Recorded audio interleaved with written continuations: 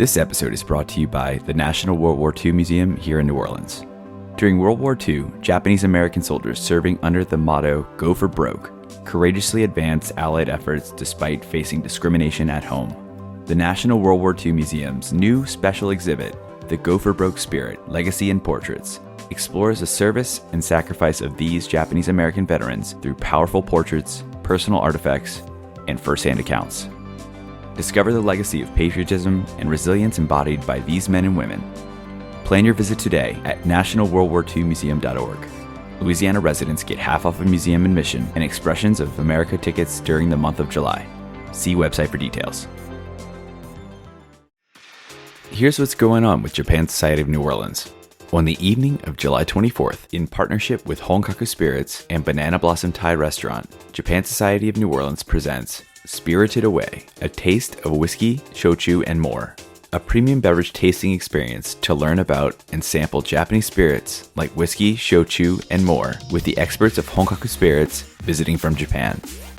The doors at Banana Blossom Thai Restaurant in Old Gretna open at 5:30, with festivities beginning at 6. Registration is limited. Visit the Japan Society of New Orleans website, Japan Society or Krewe of Japan Facebook pages, or the event registration link in the show notes for more details. Kanpai.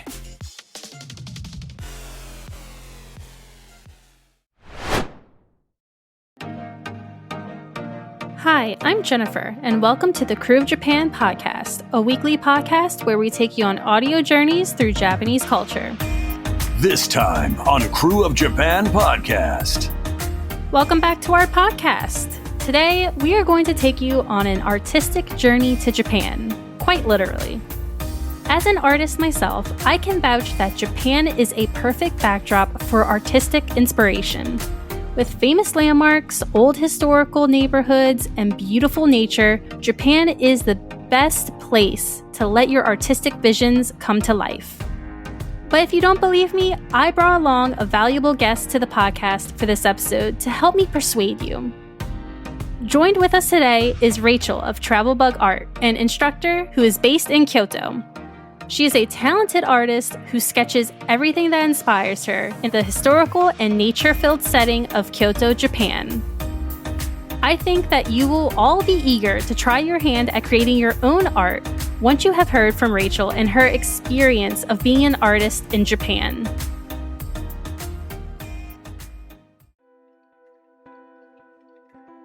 All right, and we are back with another podcast episode. Doug and I are here with our special guest, Rachel with Travel Bug Art.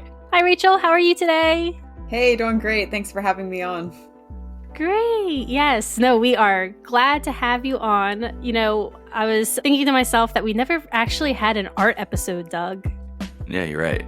You're right. I know like that's something we we've been sort talking of about did, for a while. but only because I wanted to talk about manga. But I really don't count that as an art episode. So this will be our first one, and I'm excited. Oh, I'm really honored to be the first, so thank you. Yes. No, I've been watching your Instagram for a few years. I'm just like, oh man, this is so good stuff.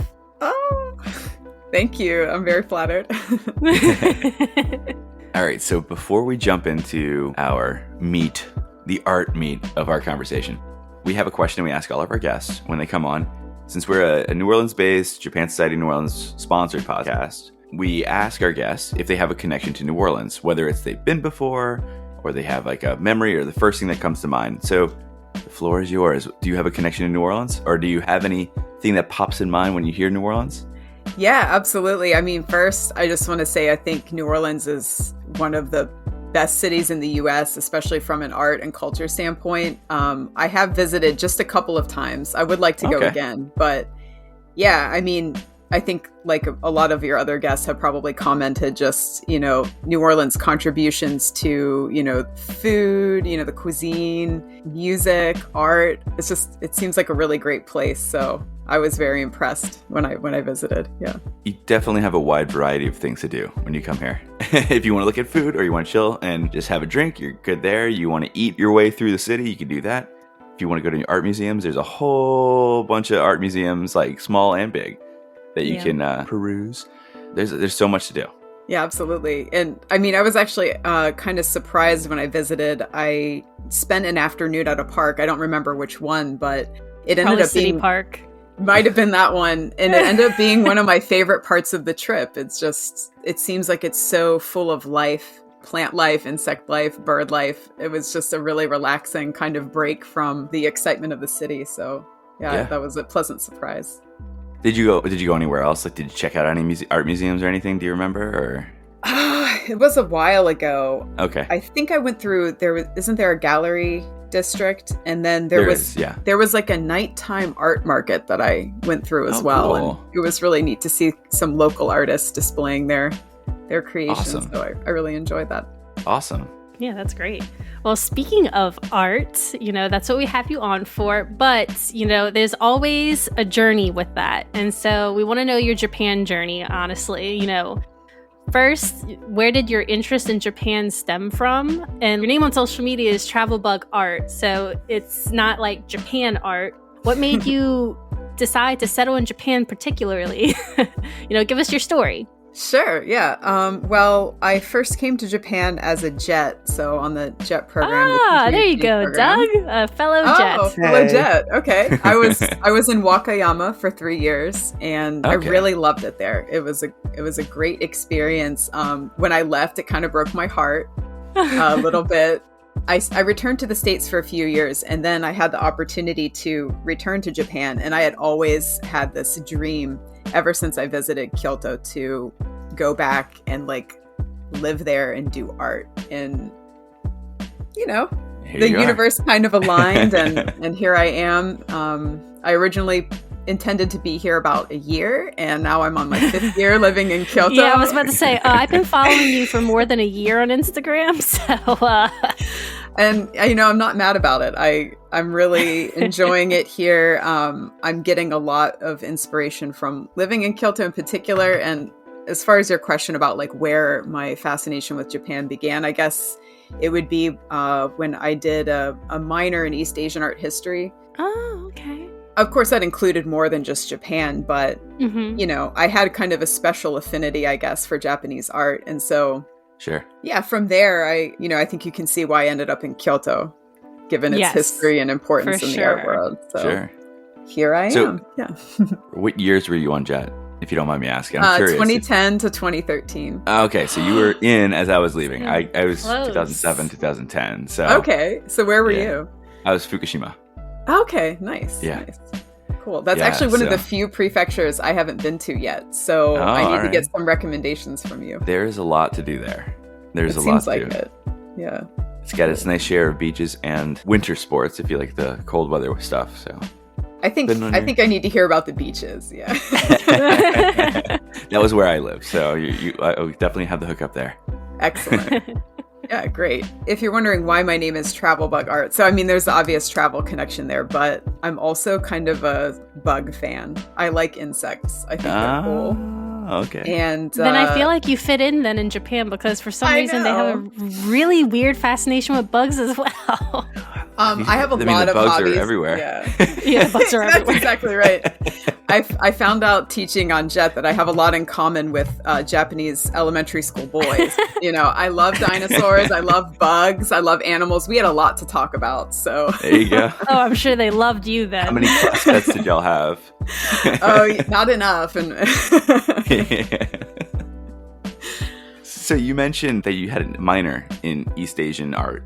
Mm-hmm. Was there a particular style or type of art did you like sculpture versus painting versus what was? I know a lot of your work that you do now are sketches and I guess is it watercolor? It looked like watercolor. I wasn't sure, but a lot of it was landscape based art. Mm-hmm. When you studied in school, did you do any classes on those? Any a variety of art classes, or were you kind of honed in on certain things? Well, I guess.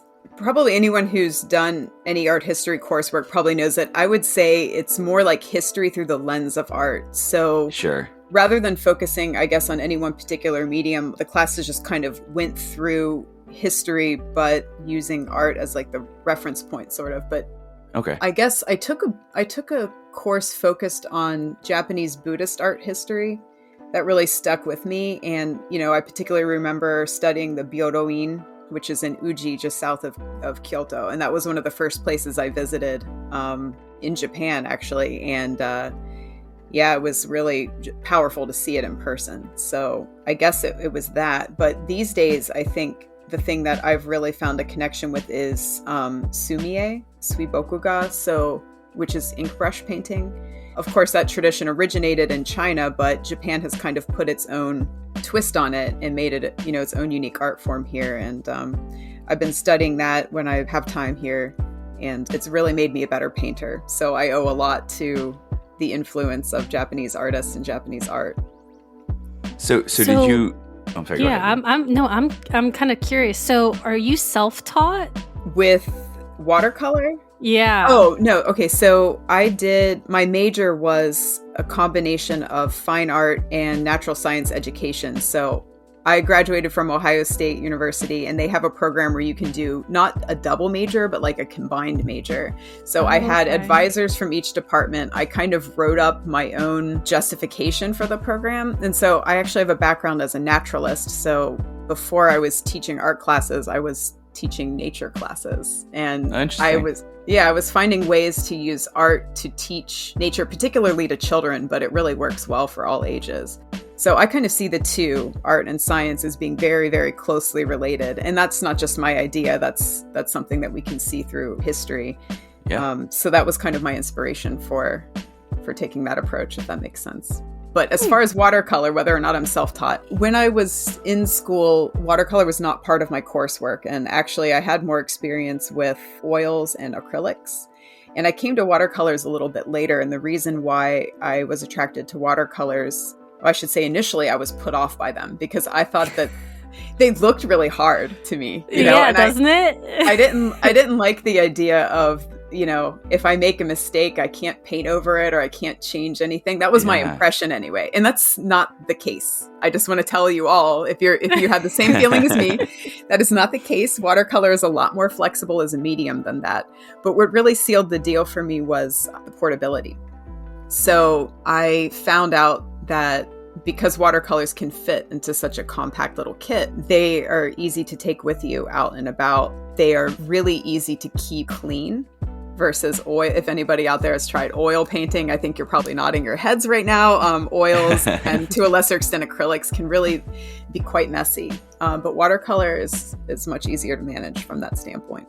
Awesome. Yeah, I think my experience of watercolor was mostly, I think my kid, we get the little cheap watercolors at like Target or Walmart, and he draws or paints with that. But that's about it. I've never actually tried doing watercolor. I like to sketch, or whatever. That was my background in art, was just drawing mostly. So that's nice. Really cool. I should try watercolor sometime. I really should. You should. My kid stuff. I think you should. Or, if it really is another level if you're using even student grade watercolors. So what I mean is if you get the specially made paper and then even a very reasonably priced set of actual watercolor paints, the difference is incredible. It's basically nothing like what we all played with in elementary school. It really is a different ball game. Yeah. So please do. Yeah. Yeah. When I was in college and did art, they made us try everything just to be sure that we knew we had experience on everything. And I remember the lesson on watercolors, and I remember having a lot of fun with it. Nice. So are you thinking about maybe giving it a shot yourself? Oh, heck yeah. I would love to. Nice. Especially the way you do it. I don't know. Just having the opportunity to just kind of take Japan at a slow pace and do art while in Japan. That's so cool. I like that idea. Yeah, I would love to see if you do some paintings. It'd be cool to see those.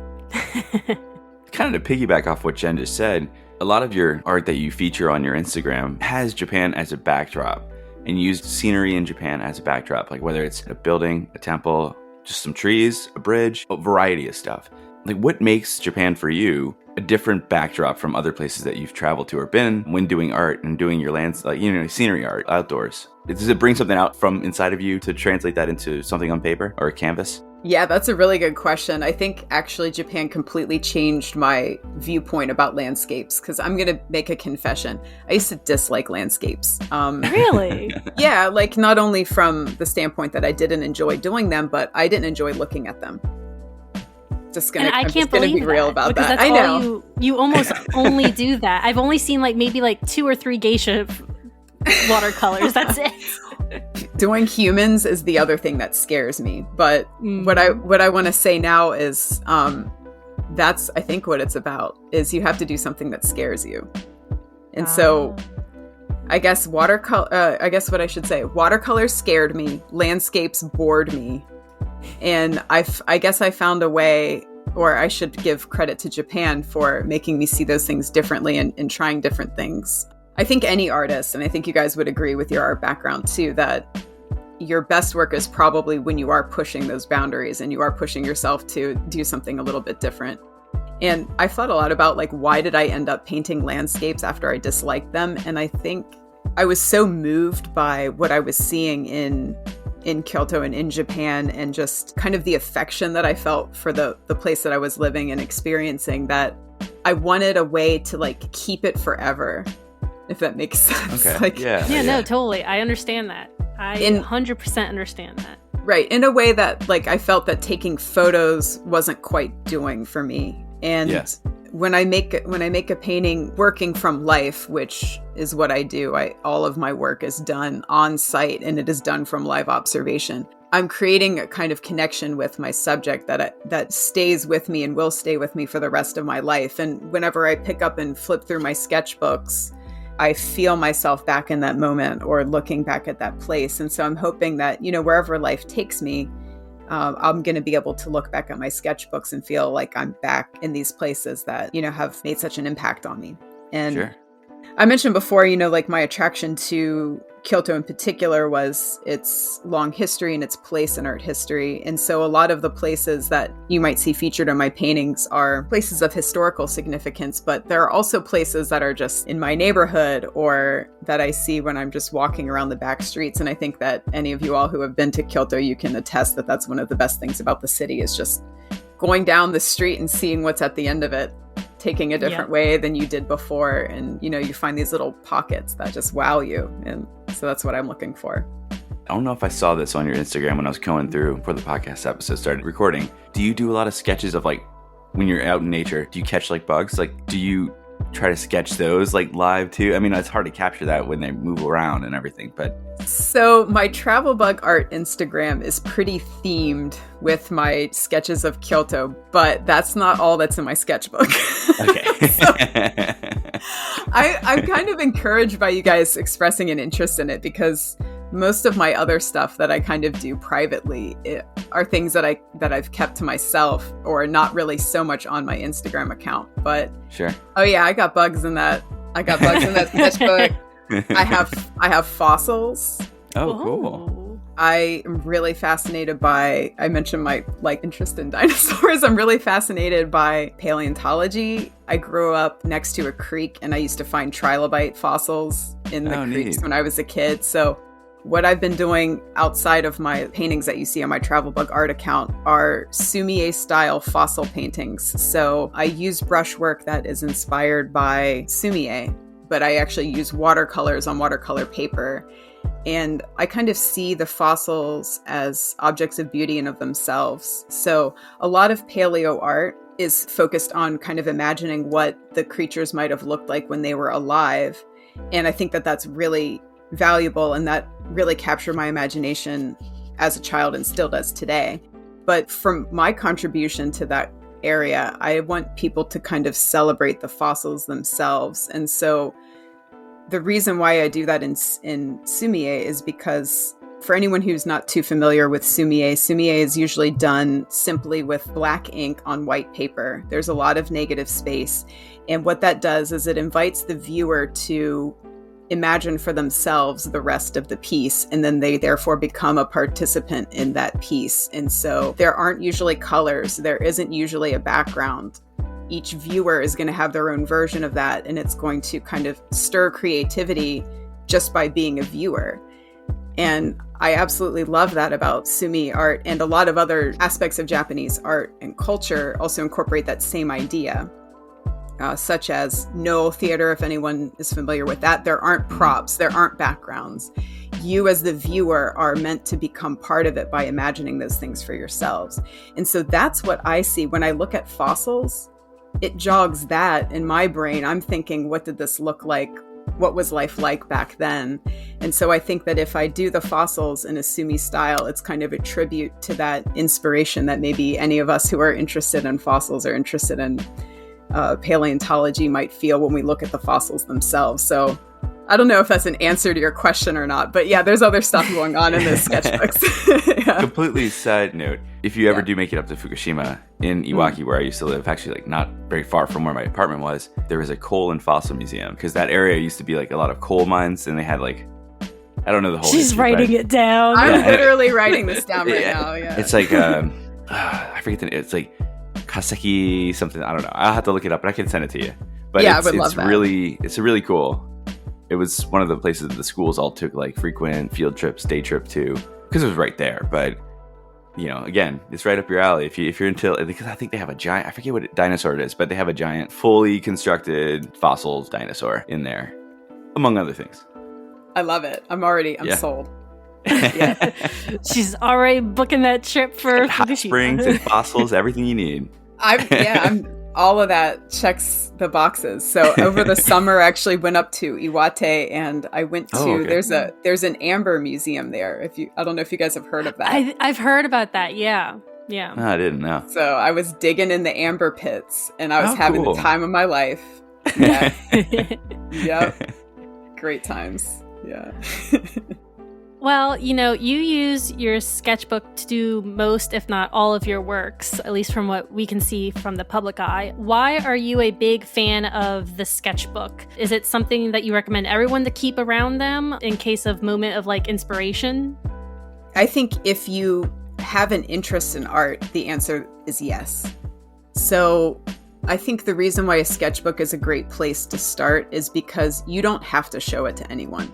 So I think a lot of people, especially beginners, they get intimidated because they think, is my skill level worth even putting on a piece of paper or putting on a canvas? Or is my idea worth the time or the expense of the materials to put down? And what I always tell anyone who takes my classes is the worst piece of art is the one that you never do.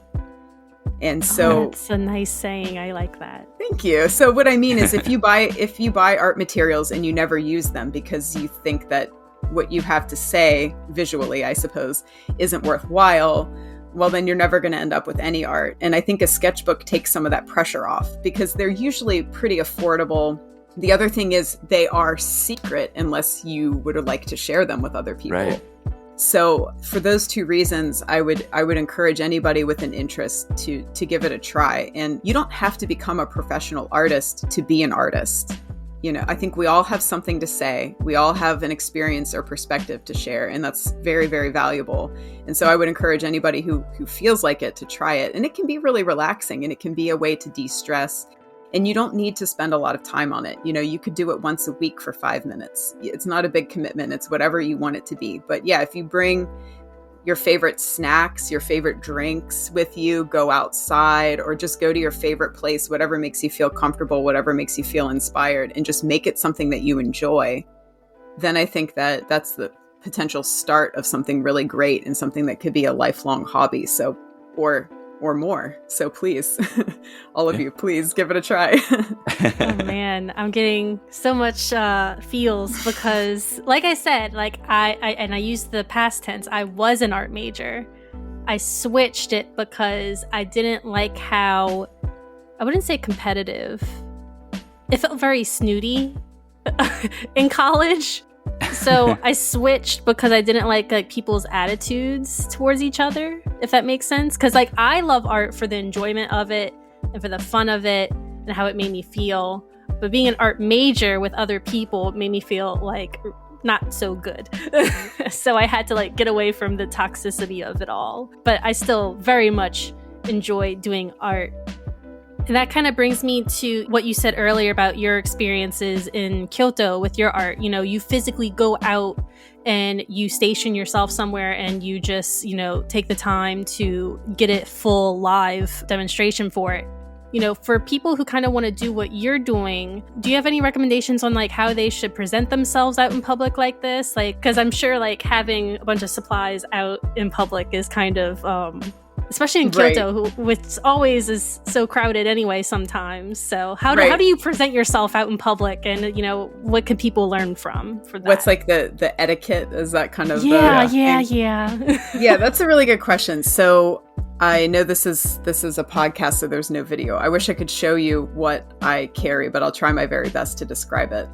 My kit is very minimalistic. My paint palette is about the size of a credit card.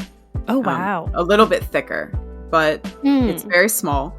And I have just gotten comfortable with holding that in one hand along with my sketchbook so that I don't take up any more room than just a person standing is basically what I try to do. And for anybody who hasn't done a lot of art before, if you're wondering how to get started, don't start with paint then. Start with pens or pencils, something that's a little bit easier to handle.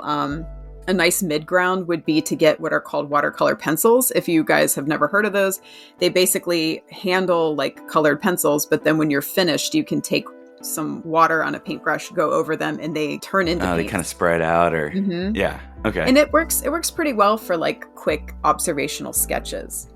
But let's see. I want to make this response make sense.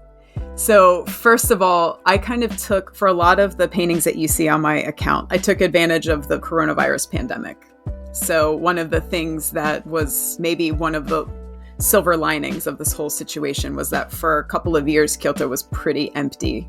Yeah. Yep. For obvious reasons. And so I had the opportunity to visit some of these places without the crowds, and I could do this without feeling like I was in the way or like I was inconveniencing anybody.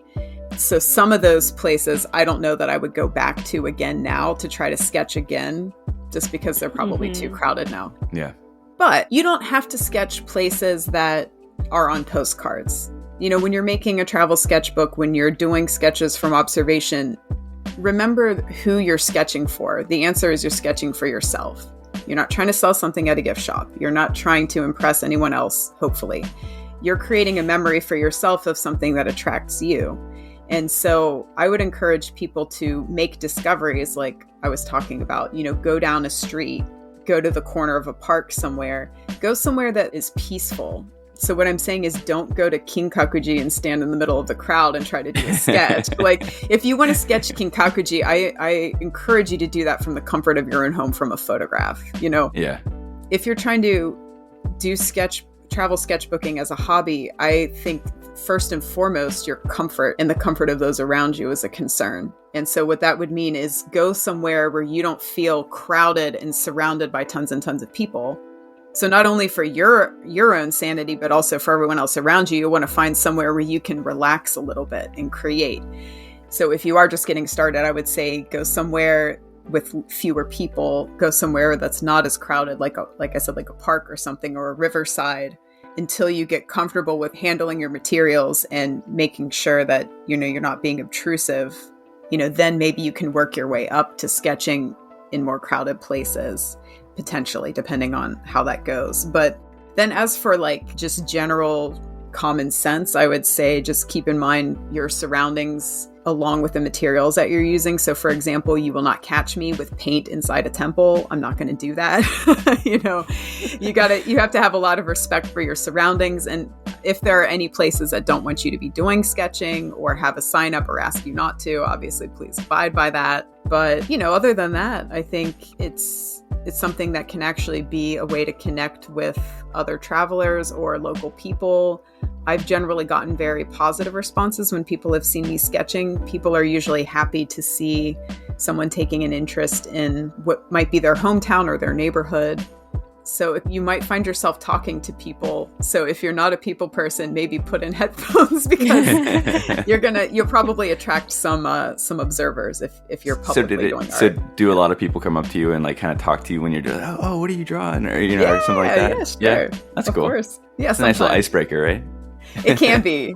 Yeah, there's some days when I put the headphones in though. Some days when I'm not feeling it. But generally I'm really happy to talk to anyone. And so cool. if you're a solo traveler, which I often am, if you go other places, you never know who you might meet just by doing something like that. So that's another thought. That's so cool. Yeah, because I went to Japan in 2010 to study abroad. That's when I was still an art student. And I kind of did what you suggested, except instead of like getting photos from online, I took the photos and then I brought them back home with me. And I did a bunch of like, I think one project was like a color pencil drawing, and one was like an ink painting that I did. And one of them was Fushimi Inari, and you know very well, you can't really do art there. It's very crowded on a regular day. But another one that I did was of like my favorite ramen shop. So like it wasn't anything special. It's just I really love that ramen shop and I wanted to give it my special touch with my art. So yeah. Well, then I think that does make it special. And that's exactly what I mean is I think that choosing that ramen shop as a subject is an interesting thing to paint. Like I said, I mean, I paint famous places. You've seen them on my account, but I don't think that that's the only thing that's interesting. In fact, like I said, I think including places that have special meaning to you as, personally is really, really important. Yep. And Fushimi Inari is in my hallway in my house, and my ramen shop painting is in my kitchen. See, there you go. And every time you look at it, I bet it takes you right back, doesn't it? It does. I love it. My next question, based off of kind of the conversation where we've been talking a lot about Kyoto and everything like that, but the art scene in Kyoto as a whole, or even Japan in general, have you kind of immersed yourself in like an art community in Kyoto, or do your own thing, and then maybe you meet some people along the way? Like, what is the art community like, or the art scene in general? I would describe it as the latter, as you said. Like I mostly kind of do my own thing, and I have socially met other artists here, which has been really cool. Kyoto attracts people from all over the world, and of course also Japanese artists. So I am unfortunately not very well informed about the art community here. Kind of one of my regrets, but yeah, I mean, I'm sure it's a thriving one. All signs point to that. There are a lot of galleries here, a lot of art and design schools. Yeah, it's a very, very artistic city. And yeah, maybe in the future, I'd like to get a little bit more into that. Now that the coronavirus situation is improving and meetups and classes and stuff are coming back face to face in a way that they weren't before, it might be my chance to get in on that a little bit more. So, okay. Wish I knew more. Yeah, no, that's okay. And maybe folks that are listening are maybe they're not interested in necessarily practicing art or immersing in that art community with other artists, but maybe they just want to go enjoy art in Kyoto or anywhere in Japan for that matter. Do you have any places that you would recommend to people, like a certain gallery here or there that you really enjoyed, that you would say, hey, if you're going to look for art stuff in Japan, these are the places I would recommend. These are the checklists. Do you have any places like that? Sure. I mean, I think the trick is narrowing it down more than anything else. Yeah. I think everybody comes from a different place in terms of what they're interested in and what they're not interested in. Right. But, Kyoto has something for everyone, I think. They have a modern art museum. There's the Kyocera Museum, which is near Heian Shrine, just across the street there, that features not only contemporary art, but they also will do rotating shows of, really well-known artists from the past. Like they recently had an Andy Warhol exhibit. Wow. So it's not always focused purely, of course, on Japanese art, although that is a very important part of the museums and galleries here. I mean, you can see stuff from artists from all over the world and all throughout history. But as far as value for your yen, the national museums, which you'll find in Kyoto, in Nara, anybody who's interested in older art, which I particularly am, you can go there, and the admission is really reasonable. They even have started doing occasional evening events. So always check the website of the museum to see what's on special exhibition or if there are any special events. Nara recently had like a really cool night event. And I would also advise people to check, if you can, the Japanese version of the website, because sometimes the English version doesn't have all of the information. Depending on which museum you're talking about, you might want to check. That's always the trick with Japan. Like you get the English version of the website, which is very... You look at the Japanese version, you're like, wow, that's a lot of information. You look at the English version, it's like 2 sentences. You're like, we're open 9 to 5. Yeah, open 9 to 5, Monday through Friday. And that's all. There's no like detail like they have on the Japanese version. So it's like, if you find somebody that can help you really get all that information. Definitely. Good tip. Because English version's always cut and dry. It's like the menus sometimes, right? That you get a little bit of a limited selection. But actually, if I could give some advice, I would say enjoy art in its context. And so what I mean is those of us who have been fortunate enough to visit Kyoto know that a lot of the temples have art displayed in them. For example, they'll have sliding doors with paintings on them. They'll have sometimes paintings on the ceilings of their halls. There will sometimes be just hanging scrolls or sculptures in the temple, and that's where they are at all times, unless maybe they're on special loan or something. And I think not only can you see some really exceptional world-class art in those places, but seeing it displayed in a place where it was meant to be is something that I think is a really, really wonderful part of experiencing Kyoto. So I think even if you're the type of person where you might have a tight itinerary, you might not have a lot of time, or maybe you don't have quite the level of passion that you want to dedicate an afternoon to a museum, I would say that you don't need to. You can try to pay attention to some of the art that's in the places that you're already going. And it's basically like, how can you not see art in Kyoto is almost what happens, which is, from my perspective, wonderful. And then there's also a place at Kyoto Station called Eki Bijutsukan. And as the name implies, it's an art museum at the train station. So if you are waiting for your train in Kyoto, like you have a Shinkansen ticket booked and you've got a couple hours, you can look at a museum at the train station.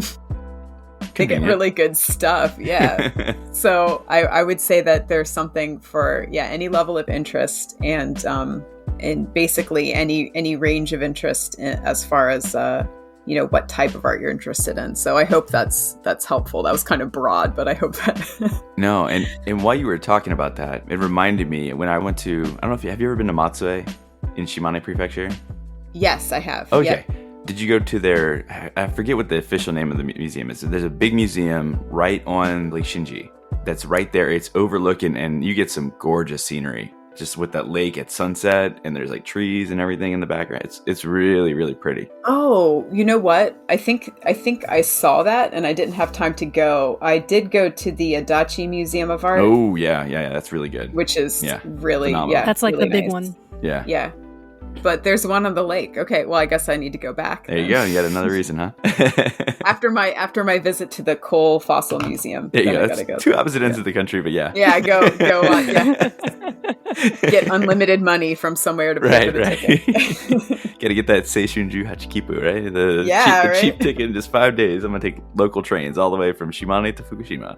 And I'll have an hour in each of the places I'm going. Yeah, right. Well, now I have some fun questions for you, Rachel. At least I think they're fun. They could be miserable for you because you have to make decisions. Let's give it a try. Okay. So on your Instagram, which I am always going to keep pointing at because it's just amazing. I love watching your stuff when you post. What do you think is your favorite site to sketch? Anywhere with plenty of nature. And I hope that's not a cop-out because, well, one of the things I really admire about Kyoto is that there's a piece of nature anywhere you go in the city. So if people don't already know, Kyoto has regulations about building height. So wherever you are in the city, if you look down the street, you can probably see some mountains, or at the very least, you'll see treetops. And there are just pockets of nature and greenery pretty much anywhere that you go. And I think when you contrast that to somewhere like Osaka, which is a very urban environment, you start to see the differences. And so I'm charmed even by people who have their container gardens out in front of their houses. That counts for me. All of the, gardens at the shrines and temples, the Kamo River, which is kind of the lifeblood of the city in more ways than one. It is. Right? I love that place. Just sit there and watch the day go by. Exactly. Yeah. Yeah. So that would be my answer is, anywhere with some greenery. And so even though, as you said, you're looking at my sketches and they'll have buildings or temples or something like that in them, there's almost always trees or flowers. Oh, yeah, for sure. I've noticed that. Thanks. Yeah. Which brings me to my next question, actually. Okay. What's your favorite season to sketch? Because I know you do the cherry blossoms. That's a really good one. But then I've also seen you do autumn. So I love summer. And yes, I even like Kyoto summer. Hey, I love Kyoto summer. I used to go only during the summer. Yes, a fellow fan. You know, most people call me crazy, so I'm happy to have that in common with you. I don't know your reasons for liking Kyoto summer, but summer, I think anywhere in the world has my attention already, but Japan and Kyoto have really sealed the deal in the sense that summer is when the festivals happen. A lot of the festivals in Kyoto happen. Early summer, you get the fireflies. Yes. Oh my gosh. Okay, so I witnessed that, and that was like a spectacle in itself. They're amazing. And, you know, there are different species of them. And even though, of course, we have our firefly species in the US, so if you live in an area where you see fireflies, if you see Japanese ones, you'll notice that the color of the light is a little bit different and their flying pattern is a little bit different. And I just think that the ones in Japan have a very kind of floaty flying quality to them that kind of reminds me of fairies a little bit. They're very magical. And then, you know, in rainy season, even here, which is June, I think everything is so green. Like the moss is almost electric green. Moss grows really, really well in Kyoto, and it's fantastic. And then, you know, at the height of the summer, even when it's oppressively sweaty hot out, there's still so much happening in the city. It's just like vibing with life. You know, the songs of the birds and the insects and, you know, festival music and just people laughing and having fun. Exactly. Right? For the past 2 years, Doug and I have been doing this podcast, and, you know, Doug always complains about Japanese summers, how hot they are and how grueling it is and how sweaty he gets. And I'm just like, I don't know, I guess because I'm in Kyoto all the time when it's summer, I don't think about how hot it is because it's just so much to do, so much to see, and you're just so immersed in the city that I guess I just don't have time to be hot. I don't know. Like, I don't think it's that hot over there when I go. You'll find time to be hot. Yeah.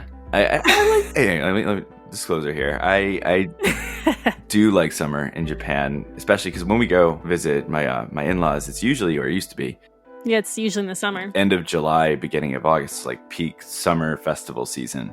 So that was like always my favorite. Even though it's oppressively hot, it's my favorite time to travel in the summer over there.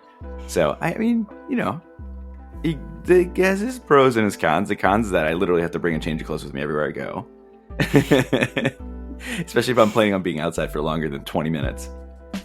Just kidding. 30. Yeah, no, I get it. And, you know, there are moments where I'm a little uncomfortable, but find yourself some shade, find yourself your favorite iced confection. So I'm always going for those expensive kakigori, the shaved ice. Oh, yes. That like costs my rent. Oh man, Rachel, you good. And I, we need to hang out. You would be a good hangout buddy. I'm here. You know where to find me. Yes. So I have a question for you. Yeah. When you were in Wakayama, did you ever do any sketches or watercolors at Koyasan? I have done a couple sketches at Koyasan. Yeah. Okay, cool. Yeah. Not enough. Like actually when I was living in Wakayama, I didn't do as much art as I wish I did. When I was there, you guys can probably relate. I was pretty busy with other things. Yeah. But, you know, since leaving, I still go back there whenever I can, and I have brought my sketch materials. And yeah, Koyasan, it sounds like you were really impressed by it, right? Like it is a very spiritual kind of it's a cool place. Yeah. It's really nice. So I don't have enough of Wakayama, but I do have a mini book dedicated to Wakayama. So it's one I have one set aside for it. Cool. So I'd like to complete it by, you know, visiting some more. So just another question for you, not to rapid fire. Please. Oh yeah. Do you have like a journal for every prefecture you go to? No. Okay. I don't. All right. No. Most of the miniature books that I have are Kyoto only. Okay. Wakayama special. And I did do one when I visited Tohoku. Okay. And I've been there 3 times now. And apparently now I need to go back and visit Fukushima. But yeah, like I also just have a regular sized travel journal that I take with me anywhere. And sometimes I end up doing a painting and sometimes I don't. It's not that, you know, I don't paint because I'm not inspired. It's just sometimes I don't have time. Sure. Or sometimes it's like raining and it's not good for painting. Yeah, right. Yeah, but I don't have a separate one for each place. Okay. Some special places. Yeah. I mean, sometimes special events get their own. So I have a Gion Festival one. Oh, that's cool. And then, sometimes it happens. So just to tell anyone who hasn't looked at my art yet. So what I'm talking about, I keep talking about miniature sketchbooks. I have these miniature folding sketchbooks that are based on the accordion folded books that you'll find in Japan. Like if anyone has kept a Goshuincho, like a temple stamp book, they're like that, but they fit in a matchbox. And the reason why I started doing those is because I can extend my composition on the fly. So I can start painting a place and I can keep going to the side, left or right. I can keep like opening more and more pages and just kind of stop when I feel like stopping. And there have been times where I didn't stop and I filled the whole book with one painting. And you can't necessarily see that on my Instagram because I fold it up and take a picture of it. But some of those things, they keep going and going and going. That's cool. Like a visual fruit roll up or something. So you mentioned your Instagram. We've mentioned it a few times. Before we wrap everything up, we want to give you a chance to kind of let the people who are listening to our episode here an opportunity to find your work, whether it's on social media, a blog, a website. I'm not sure where else you have it. I know your Instagram obviously is where you feature a lot of your stuff, but anywhere else that you want to share, and where can they find you and your work? Sure, thanks. Yeah, my Instagram handle is travelbugart, and I have a website, travelbugart.com. Yeah, I do classes here in Kyoto, so if you want to do a face-to-face class when you're visiting, I can do a travel sketchbook class with you. I also do online classes. And then for anybody that is interested in benefiting a charitable cause, I am a volunteer with Sustainable Daisen, which is a nonprofit for helping protect the Japanese giant salamander. I've heard of this before. You have? Yes. I'm so happy you have. That's great. Yeah. Yeah. So I volunteer with them, and I offer a video tutorial how to paint hydrangeas. So rainy season is coming up in a couple of months. If you make a donation of $5 or more to Sustainable Daisen, you get my 1-hour class for free. Cool. So if you want to support a worthy cause, that's another way you can get in on that art action. All right. Yeah. Is there like a deadline for that? Nope. Anytime. It's up on my website. And if anyone has trouble finding it, just shoot me a message and I will send you the link. Great. Yeah. That sounds great. Well, thank you for coming on. It was a pleasure. Yeah. I had so much fun with this episode. Thank you. Yeah, it was a lot of fun. And definitely when I get back to Japan, I'm hoping to go back in 2024. I'll reach out. That would be amazing. Let's get kakigori together. There you yes, go. In the summer, in the grueling heat. Thing. In the grueling heat of the summer. We'll have our sensus and just be fanning ourselves, eating our fancy shaved ice. Yeah. Yes. It's all good. Well, it was awesome having you. Thank you for coming on. And, our listeners are going to really benefit from this, I have a feeling. So thank you so much. We really appreciate it. Thank you. And that's it for this week's episode. Thank you so much for tuning in to the Krewe of Japan podcast. We got to experience Japan from an artistic point of view today. Maybe if you're looking to take some time away from your hectic travels in Japan, you'll want to record your experience in a more personal level, like through art, as Rachel experienced. Are you a casual or inspiring artist who has produced works based on your time in Japan? Share your Japan art with us on social media. We'll love to see it. We're on Instagram, Twitter, and Facebook at Krewe of Japan Podcast. That's KREWEOFJAPAN Podcast. While you're there, follow and like. Let us know how you're enjoying the podcast, and maybe even drop us some hints on other episode topics that you'd love to hear. But that's it for today. Until next time.